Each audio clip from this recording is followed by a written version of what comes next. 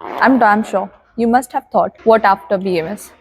Clinical, MD, government job, or no scope? Let's find the scopes together. Hi, my name is Apurva, and I'm a second professional BMS student. And let's break the myth and find out the precise jobs, opportunity, scope through which you can make yourself successful. तो पहले let's start with very very short story.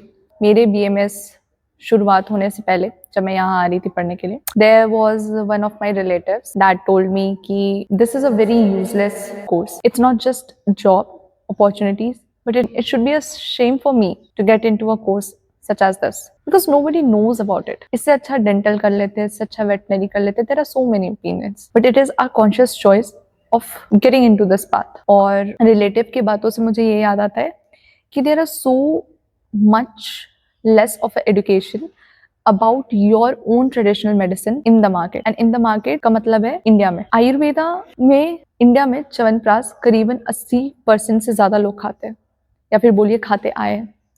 But उनको ये भी नहीं पता होगा कि च्यवनप्राश का 12 लाइन का श्लोक है जो चरक संहिता में है और वो चरक संहिता को आयुर्वेद के स्टूडेंट्स पढ़ते हैं. तो ओपिनियंस बहुत जल्दी फॉर्म्ड हो जाते हैं बट जो एक्चुअल आइडियाज है वो उन्हीं के पास होता है जो एक्सपीरियंस्ड होता है. तो उसी एक्सपीरियंस के साथ जो मैंने यहाँ के देखा, सीखा और समझा, साथ में सुना, वो हम लोग डिस्कस करेंगे. तो ऑब्वियसली सबसे पहला ऑप्शन है हमारा क्लिनिकल प्रैक्टिस, यानी कि आप बीएमएस को ख़त्म करने के बाद अपना खुद का हॉस्पिटल, खुद का क्लिनिक में बैठ सकते हो.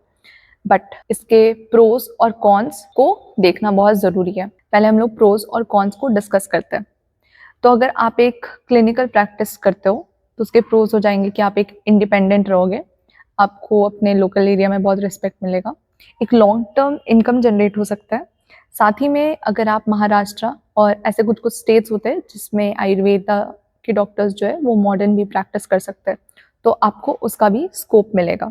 कॉन्स में अगर आएंगे तो सच बात तो ये है कि आपको टाइम चाहिए होगा बिल्ड करने के लिए, क्योंकि इनिशियल डेज में आपकी इनकम लो रहेगी, आपकी लोगों के बीच में पहचान भी कम होगी और साथ ही में आपको क्लिनिकल प्रैक्टिस कम रहने के कारण बहुत जल्दी पेशेंट आप पे ट्रस्ट भी नहीं करेंगे. साथ ही में आपको समय के साथ अपना कॉन्फिडेंस और कम्युनिकेशन को भी अच्छा करना होगा अगर आपको एक अच्छा क्लिनिकल प्रैक्टिस शुरू करना है तब. इसमें अगर एक ट्रेंड देखा जाए तो 1 से 2 साल में 10 से 30 हजार पर महीना से करीबन 50 से 1 लाख पर महीना तक लोग पहुंच जाते हैं. अब अगर हम लोग क्लिनिकल प्रैक्टिस का बात कर ही रहे तो एक रियल स्टोरी आई शेयर. तो when I first got into this college I fail सिक, मुझे सर्दी हुई और मैंने सोचा कि why should I take allopathic medicine when I myself is going to become an Ayurvedic doctor, so why not trust Ayurveda and visit the Kaya Chikitsa, that is the general physician. So when I went there was a student of my university but he was not from my college.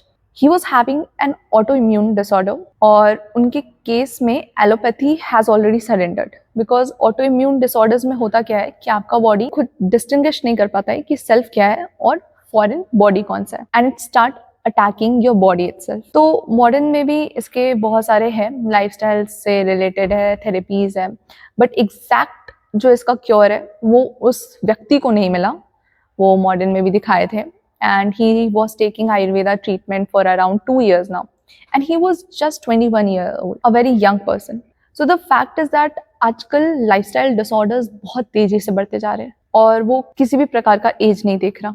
अगर हम लोग बात करें type 1 diabetes का, 5 साल से शुरू होकर 50 साल तक लोगों में देखने को मिल रहा है.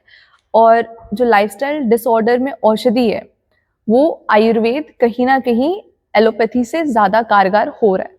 ये मेरा खुद का एक्सपीरियंस था. मैं उस व्यक्ति से भी बात की, वो करीबन 2 साल से वही टीचर से औषधि ले रहे थे और मैंने भी उन टीचर के पास ही गई थी जब मुझे सर्दी हुआ था. And I think he was a great practitioner. उन्होंने अपने काम में, नॉलेज में बहुत सिद्धि हासिल की है, because he was also famous among the students कि उनके पास एक बार जाओगे तो ठीक होके ही आओगे. Second, we will move on to the option of MD and MS, that is your master degree and master in surgery. अब ये बात भी बहुत सारे लोगों को नहीं पता था कि हमारा BMS के बाद देयर आर सेवरल डिपार्टमेंट्स जिसमें आप MD कर सकते हो, जिसमें से एक शाल्य भी है, that is your surgery department. और ये सर्जरी डिपार्टमेंट ऐसा नहीं है जो खाली OPD रहते, इसमें भी बहुत पेशेंट फ्लो होते हैं क्योंकि एक स्पेशल टाइप का फिशर जो आपका एनोरेक्टल एरिया में होता है, उसका जो क्षारसूत्र से ट्रीटमेंट किया जाता है, उसमें बहुत कम चांसेस होते हैं कि आपके पेशेंट जो है वो बिना ठीक हुए वापस आएंगे। तो इस चीज़ में भी बहुत कारगर साबित हुआ है। So I think there is no comparison MBBS Ayurveda versus करते रहते हैं लोग online, but it is no education or knowledge has any comparison with any other knowledge system. It is a system, it is a knowledge, it is a kind of a wisdom that we gain. And as a professional into a medical stream, it is our responsibility to utilize it for the, for the purpose of serving mankind in whichever way possible. So यही चीज़ मैंने भी देखा है इसमें कि आप शल्य में कर सकते हो, काया चिकित्सा में कर सकते हो, गायनैक में कर सकते हो। देयर आर सेवरल डिपार्टमेंट्स जो आप इवेंचुअली BMS शुरू होने के बाद आपको पता चल जाएगा कि कौन कौन से MD स्ट्रीम्स हैं। अब नेक्स्ट था कि हम लोग MD का प्रोज और कॉन्स को डिस्कस कर लें। तो MD के प्रोज में आपको मिलेगा रिस्पेक्ट हाई हो जाएगा, आपको टीचिंग अपॉर्चुनिटीज़ मिलेंगे, आपका एक हायर ऑथोरिटी पोजिशन पे भी जाने का अपॉर्चुनिटीज़ है क्योंकि आप फिर डीन बन सकते हो। फिर स्पेशलिस्ट बन जाओगे तो आपके क्लिनिक में जो पेशेंट का ट्रस्ट है वो और ज़्यादा बिल्ड हो जाएगा। फिर कॉन्स की बात करें तो इसमें आपको 3 साल और लगेगा BMS के बाद। फिर जो कॉम्पिटिटिव एंट्रेंस है वो कहीं कहीं आपके लिए बहुत टायरिंग हो सकता है और आपको फाइनेंशियल इंडिपेंडेंट होने में थोड़ा डिले हो सकता है। इसके भी जो सैलरी है that depends from 50K to 80K and it depends from state to state. Well, ये पॉइंट बताते हुए मेरे को एक क्वेश्चन आ रहा है दिमाग में, आप कमेंट सेक्शन में ज़रूर बताइएगा कि आप इंडिपेंडेंस प्रेफर करोगे या स्टेबिलिटी। सोचिएगा और मुझे ज़रूर बताइएगा। Now the third option is government jobs. अब गवर्नमेंट जॉब्स की अगर बात करें तो ऑब्वियसली आप मेडिकल ऑफिसर बन सकते हो, आप अपने स्टेट के PCS एग्जाम्स को दे सकते हो और एग्जाम्स है जैसे CGHS, NRHM और मिनिस्ट्री ऑफ आयुष को भी आप अगर कंसिडर करो तो ये सारे आपके जॉब्स जो है गवर्नमेंट के अंदर आते हैं। Moving on to government jobs के प्रोज एंड कॉन्स।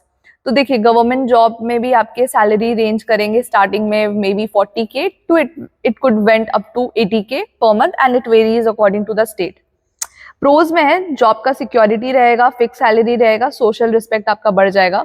बट एक कॉन्स ये रहेगा कि there is always a limited vacancy and आपके पॉलिटिकल और एडमिनिस्ट्रेशन डिलेज भी हो सकते हैं and there could be posting issues. आपको कहीं भी गांव में, कहीं आपके शहर से दूर, कहीं भी आपका पोस्टिंग हो सकता है। तो ये सारे जो है वो हमारे गवर्नमेंट जॉब के कॉन्स में आ जाएंगे। नाउ मेरे लिए सबसे interesting topic non clinical careers. Non clinical careers में सबसे पहला तो आ जाएगा आपका medical content creation, medical writing, pharmacy consultation, research, nutrition and wellness brand, and working for a nutrition and wellness brand. Even you can be nutrition coach, and last but not the least you can build your own Ayurveda brand. Now ये मेरे लिए इतना interesting topic इसलिए था क्योंकि जो last point था उससे रिलेटेड मैं आपको बताऊंगी। तो देर आर इंक्यूबेशन सेंटर्स जो आजकल due to the government of India बहुत ज़्यादा प्रमोट किया जा रहा है एंटरप्रेन्योरशिप को, और due to the promotion of entrepreneurship हर एक कॉलेज में स्पेशली यूनिवर्सिटीज़ में इंक्यूबेशन सेंटर्स होते हैं जिसमें न्यू स्टार्टअप्स को प्रमोशन दिया जाता है। जिसमें क्या होता है ना कि बहुत सारे प्रोग्राम्स आते हैं such as startup Odisha, MSME hackathon. तो मैंने अपने कॉलेज लेवल के MSME हैकाथॉन को क्रैक किया है और मेरा जो प्रोजेक्ट था या फिर मेरा बोल सकते हो ब्रांड जो था वो आगे चल के मिनिस्ट्री राउंड के लिए सिलेक्ट हुआ है and it was also one of a exposure. अगर होता है होगा, नहीं भी होता है तो वो एक एक्सपोजर दिया मुझे कि how you can as a Ayurvedic student establish a brand, because in Ayurveda you are not just किताबी कीड़ा। आयुर्वेद में ऐसे सारे कितने सारे सब्जेक्ट्स होते हैं जैसे रस शास्त्र, द्रव्य गुण, जिसके प्रॉपर्टीज को आप यूज करके you can invent, innovate and make something new. आपको बस अपने क्रिएटिविटी और आइडिया लगाना है and there you go with a new startup, new idea and yes you can start your entrepreneurship journey. आगे मूव ऑन करते हैं। तो नॉन क्लिनिकल करियर्स के प्रोज एंड कॉन्स क्या है। तो प्रोज हो जाएंगे कि आपके एक साइड इनकम है, आपका एक हसल होते रहेगा, आप उससे बहुत कुछ सीखोगे और ये आपका एक प्राइवेट कमीशन टाइप का होगा जिसमें किसी और का कोई भी दखल अंदाजी ना हो। बट इसके कॉन्स भी होंगे।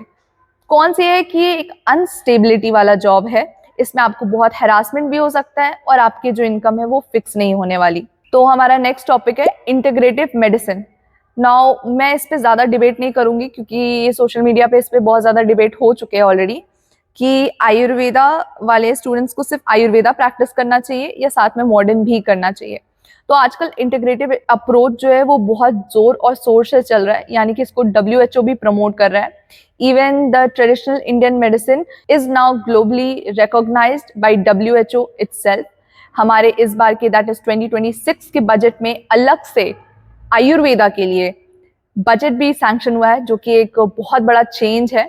And I felt on a personal level that change was also very important, क्योंकि किसी भी फील्ड में रिसर्च होने के लिए, प्रैक्टिकल एक्सपेरिमेंट्स डेमोन्स्ट्रेट होने के लिए आपका उस फील्ड में पैसा, बजट होना बहुत जरूरी है, जो 2026 से पहले नहीं था आयुर्वेदा के लिए, और अब वो किया गया है। तो I am looking forward for the changes, new curriculums and new advancements in the field of Ayurveda.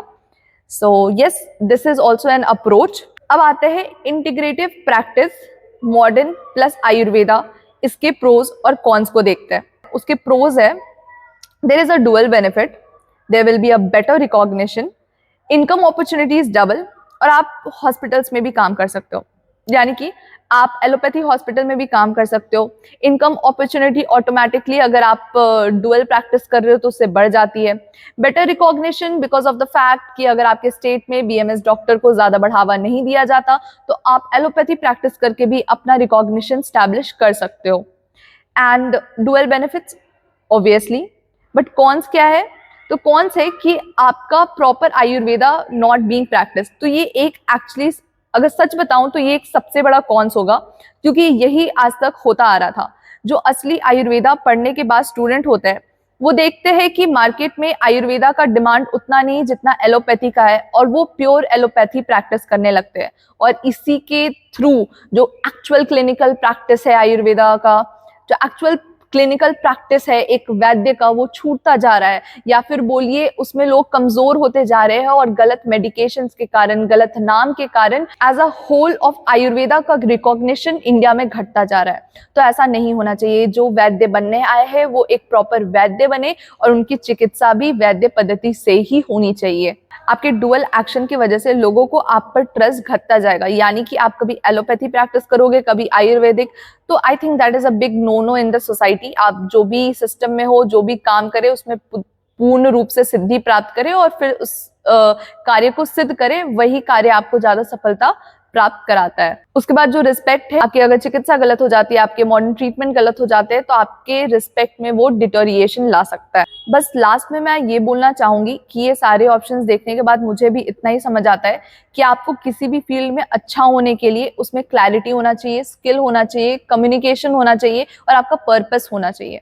ये सारी चीजें बहुत इंपॉर्टेंट है, क्योंकि आज के डेट पे आप कोई भी फिक्स करिकुलम को उठा लीजिए, कोई फिक्स कोर्स को उठा लीजिए, और आप बोल नहीं सकते कि वो 100% एम्प्लॉयमेंट दिलाएगा, या फिर हो सकता है कि आज एम्प्लॉयमेंट है कल को नहीं रहेगा। अब ये हाल सारे फील्ड और स्ट्रीम्स में आ चुका है।